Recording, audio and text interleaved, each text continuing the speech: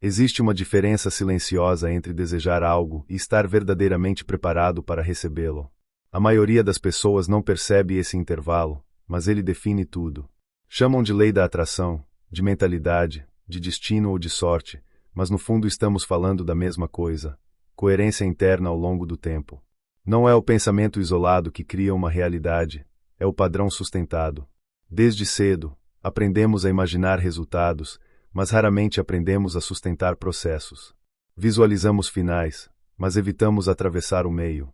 O problema não está em sonhar alto, está em ignorar o custo psicológico de permanecer fiel a esse sonho quando a empolgação passa. Porque ela sempre passa. E quando passa, só fica aquilo que é estrutural. A mente humana é poderosa, mas também é indisciplinada.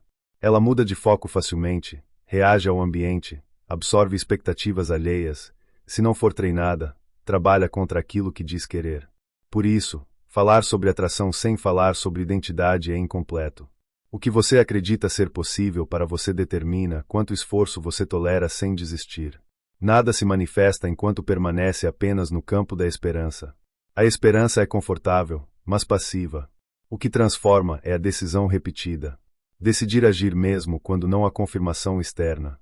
Decidir continuar mesmo quando o retorno é lento. Decidir sustentar uma visão interna mesmo quando a realidade ainda não colabora. Ao longo da vida, todos recebem ideias. Poucos permanecem com elas tempo suficiente para que amadureçam. A maioria abandona não porque o objetivo é impossível, mas porque a identidade antiga começa a entrar em conflito com a identidade necessária para sustentar o próximo nível. É nesse ponto que surgem justificativas, distrações e narrativas de autoproteção. Existe um momento específico em que a mudança começa a acontecer, e ele não é visível para ninguém além de você. É quando você para de negociar com a própria dúvida. Não significa ausência de medo, mas ausência de obediência a ele. A ação continua mesmo com insegurança, e essa repetição silenciosa começa a reorganizar tudo. A atração funciona como um espelho prolongado. Ela não responde ao que você diz querer, mas ao que você demonstra estar pronto para sustentar. Emoções frequentes, escolhas recorrentes e padrões de comportamento enviam sinais claros, ainda que inconscientes. O ambiente apenas responde. Quando alguém afirma que visualização funciona, geralmente esquece de mencionar o que realmente faz diferença, a visualização que inclui o desconforto. Imaginar apenas o resultado final cria frustração. Imaginar o caminho, com suas falhas, atrasos e ajustes, prepara o sistema nervoso para não desistir quando eles surgirem. Toda criação exige atravessar períodos de silêncio. Fases em que não há validação, retorno imediato ou reconhecimento. Esses períodos não são erros do processo, eles são o processo.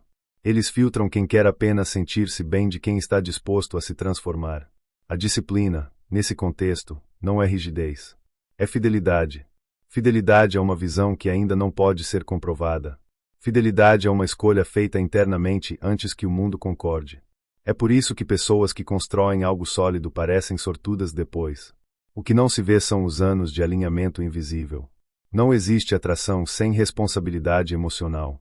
Aquilo que você cultiva internamente, especialmente em pensamentos repetidos e emoções frequentes, se torna um campo de influência. Não porque o universo esteja premiando ou punindo, mas porque você passa a perceber, escolher e agir de acordo com esse estado. Em algum ponto, torna-se impossível separar mentalidade de comportamento. O que você acredita molda como você se posiciona, como fala, como reage, como persiste. E isso, inevitavelmente, molda os resultados que você chama de realidade. Talvez o aspecto mais negligenciado da lei da atração seja o tempo. Tudo que é real leva tempo para se organizar. A mente quer atalhos, mas a vida responde à consistência. Quanto mais você se alinha internamente com aquilo que diz querer, menos esforço parece ser necessário, não porque ficou fácil, mas porque deixou de haver resistência interna. No fim, não se trata de controlar o mundo externo, mas de assumir domínio sobre o próprio estado interno. Quando isso acontece, escolhas mudam, postura muda, direção muda, e o mundo responde, não por mágica, mas por consequência.